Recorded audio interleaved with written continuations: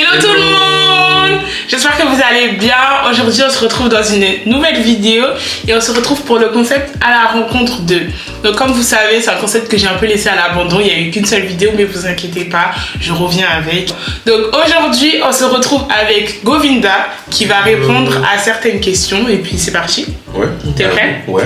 Avant de commencer, n'hésitez pas à liker, vous abonner, activer la cloche de notification et let's go!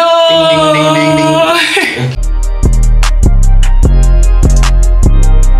Donc aujourd'hui, on se retrouve avec Govinda. Donc je vais te laisser te présenter. Du coup, je m'appelle Govinda. J'ai 20 ans, je suis togolais et je suis étudiant en marketing, communication, design web, informatique. Donc, si besoin. Non, il n'y a pas de publicité ici. Donc, qu'est-ce que tu aimes faire dans la vie? Quelles sont tes passions? Dis-nous. Alors moi, j'aime beaucoup tout ce qui est créatif, en gros. La cuisine, j'aime beaucoup l'art. Tu sais cuisiner, toi? Bah oui. Toi, tu joues, hein. Je sais cuisiner. Et ouais, j'aime beaucoup la déco. J'aime la... J'ai dit beaucoup de choses. C'est beaucoup, hein. Vas-y, fais-toi plaisir. Dis-nous tout ce que t'aimes. Ici, c'est la maison. Sens-toi à l'aise. J'aime beaucoup quoi aussi? J'aime beaucoup Dieu. Amen. Amen. J'aime beaucoup Dieu, forcément.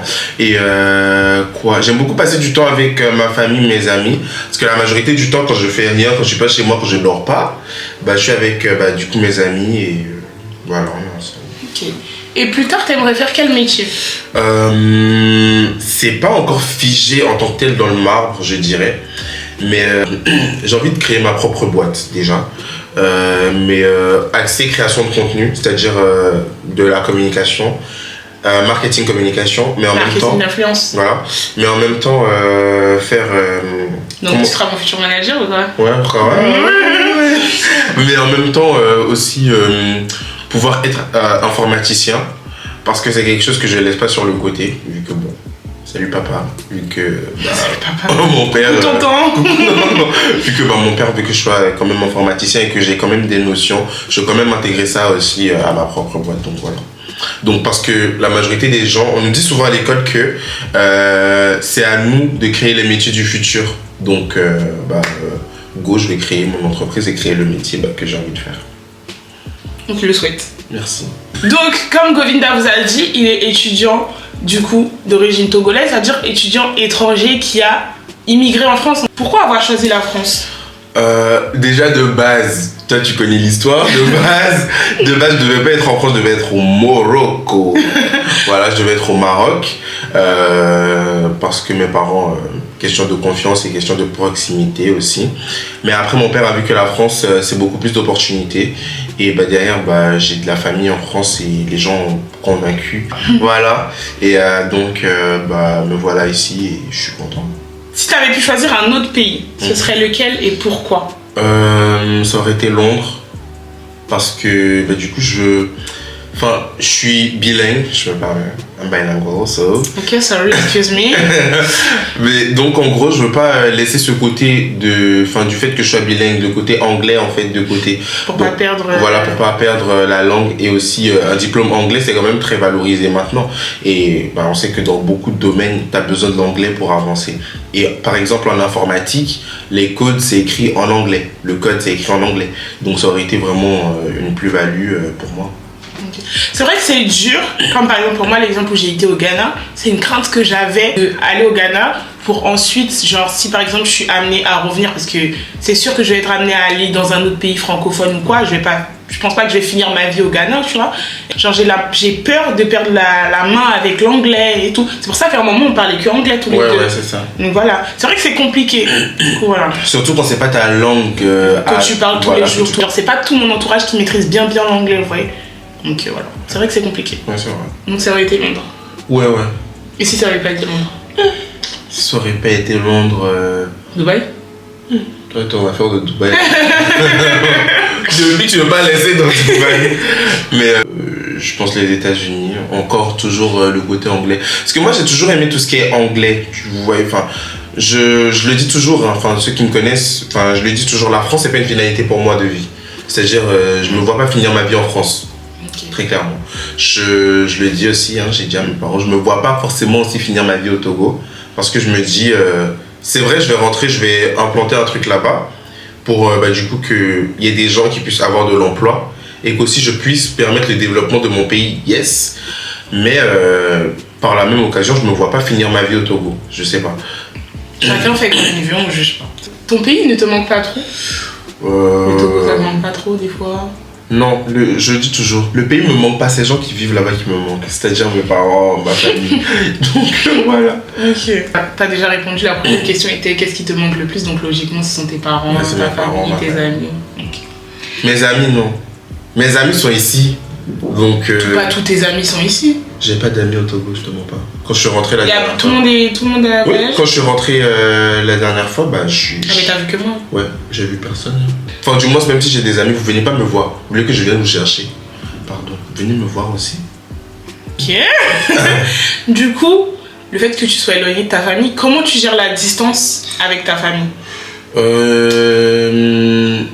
Enfin, je dirais que ça va, parce qu'on se parle assez souvent. On se parle chaque semaine, presque même tous les jours. C'est une routine que vous avez instaurée ou comment? Ouais, il y a une routine qui a été instaurée, mais la routine, on peut pas la suivre forcément tout le temps aussi, parce que moi derrière, j'ai une vie, j'ai ma vie en dehors de ma vie, avec ma famille, c'est-à-dire ma vie scolaire, ma vie un peu de bobo touristique, bobo touriste à Paris. C'est ce que tu viens de faire? C'est ce que tu es venu faire? Pardon. mais en gros, mes projets, mes cours me prennent vraiment plus de temps qu'autre chose. Donc, on n'arrive plus forcément à s'appeler tous les jours.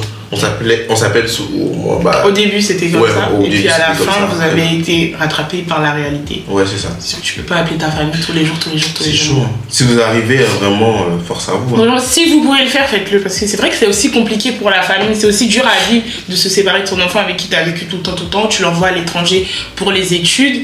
Et après, il y a la distance, alors que d'habitude, le soir, c'est ta mère qui rentre, qui te fait à manger. Là, elle doit se soucier de est-ce que tu as mangé et tout. Enfin, c'est pas la même chose. C'est sûr que c'est compliqué pour eux aussi. Donc, si vous avez l'occasion de pouvoir garder un lien proche, genre, essayez de le garder quand même. Parce que c'est pas que pour vous que c'est dur. Après, je veux dire aussi que le fait que, en gros, qu'on ne soit pas tout le temps en contact aussi, ça te permet une meilleure indépendance de toi aussi. Oui, aussi. Parce que si tu es tout le temps en contact avec tes parents, ils vont toujours te dire quoi faire, tu vois. Et ça te permet pas forcément aussi à toi de pouvoir Comme ça soit un peu le vécu par ici. Bah oui. Mais ça te permet pas de pouvoir déployer tes ailes et de savoir ce que tu veux faire ce que tu veux faire.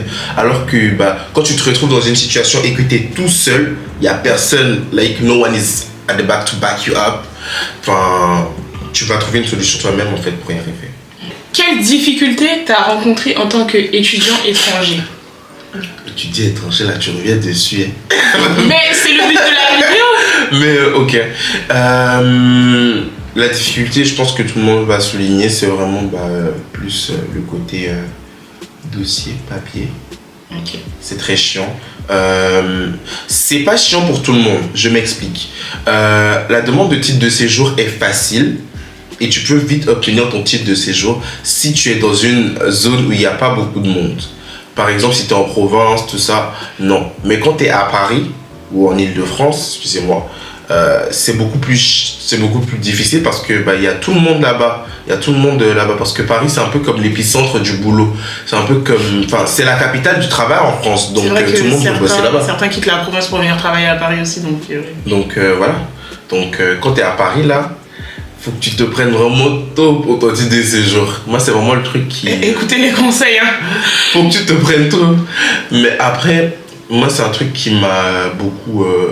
qui a été problématique pour moi. Après, je suis passé aussi par un truc de dépression aussi. Donc, voilà. Si tu te sens libre d'en parler, tu peux. Si t'as pas envie, c'est comme tu veux. Non, ça me dérange pas. Je suis passé par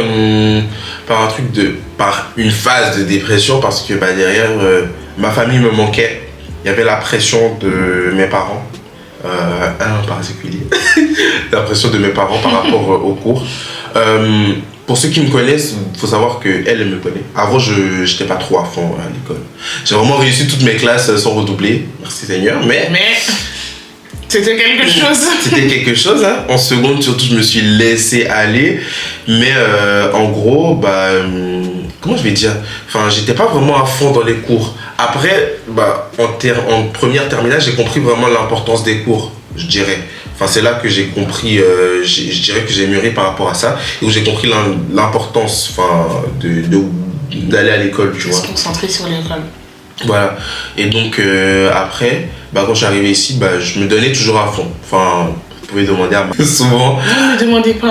Souvent. Je suis pas dedans. Souvent, c'est mes projets. Et donc, je suis souvent, très très souvent collé à mes projets. Donc, le week-end, je suis très souvent focus sur mes projets, ce qui fait que j'ai pas forcément le temps, je suis tombé malade, tout ça mis ensemble, ça fait que j'ai failli faire un burn-out, je suis tombé en dépression, j'en pouvais plus, je voulais plus voir personne. Plein d'autres petites situations, grosses et petites, que je peux pas dire ici. Mais après, j'ai pu sortir de la dépression. Voilà.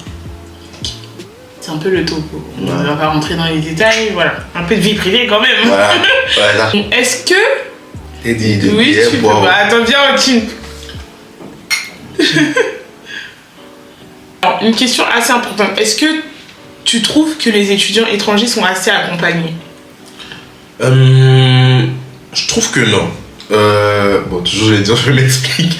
Oui, mais on est là pour ça, vas-y. Ouais, je trouve que non, parce que, par exemple, cette année, on a eu un projet à l'école qui nous demandait de recréer l'expérience de la rentrée de tous les étudiants. Et sachant que dans toutes les écoles, pratiquement, dans toutes les universités, il y a des étudiants étrangers.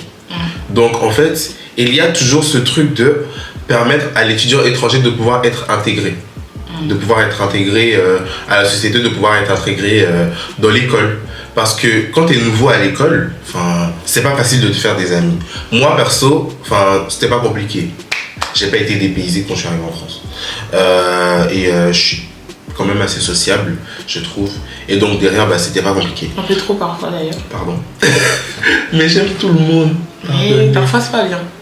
Donc en gros, la majorité des étudiants, lorsque on faisait les questionnaires, on leur demandait, ils nous disaient quoi, que c'est comme ça que non. Ils se sont pas assez intégrés parce qu'au début on leur avait dit que c'est comme ça qu'en gros ils allaient avoir un parrain qui va les aider pour leur démarche, tout ça, alors que non, pas du tout. Il y avait personne derrière pour les aider. Ils étaient vraiment genre. Donc là on en revient encore au même point des démarches administratives qui restent assez compliquées pour les étudiants étrangers. Ouais, mais pas que, parce que le parrain il est là aussi pour te permettre de t'intégrer à l'école et en dehors de l'école. Donc ta vie sociale aussi, elle est un peu laissée comme de côté. Surtout que tu quittes un pays, donc peut-être que tu viens pas forcément aménager dans le même pays que tes amis. Il y en a qui vont partir au Canada, il y en a qui vont partir en Chine, il y en a qui vont partir en Inde. Toi, tu viens en France, donc peut-être que ton cercle d'entourage amical ne sera pas le même dès le départ. Toi, tu as eu la chance de pouvoir avoir certains de tes amis dans le même pays que toi, dans la même ville que toi. Donc voilà, c'est sûr que certains, ils n'ont pas cette chance-là. Donc c'est sûr que ça peut être un peu plus difficile à gérer. Ouais, c'est vrai que c'est beaucoup plus difficile. Tu te retrouves tout seul du jour au lendemain alors que d'habitude tu avais toujours l'habitude d'être entouré. C'est sûr que c'est pas la même chose. Moi, c'est pour ça que, par exemple, moi je suis étudiant étranger. Je suis à l'école, je suis étudiant étranger dans tous les cas. Et donc, cette année, il y a eu beaucoup de nouveaux dans notre classe. T'as vu ? En début d'année. Maintenant, ils sont plus dans notre classe, mais ils sont dans une autre promo. Ils ont changé. Mais en gros, un truc qu'ils m'ont relevé, c'est qu'en fait, ils se sentaient pas assez intégrés. Moi, un truc, c'est que je suis quand même allé les chercher.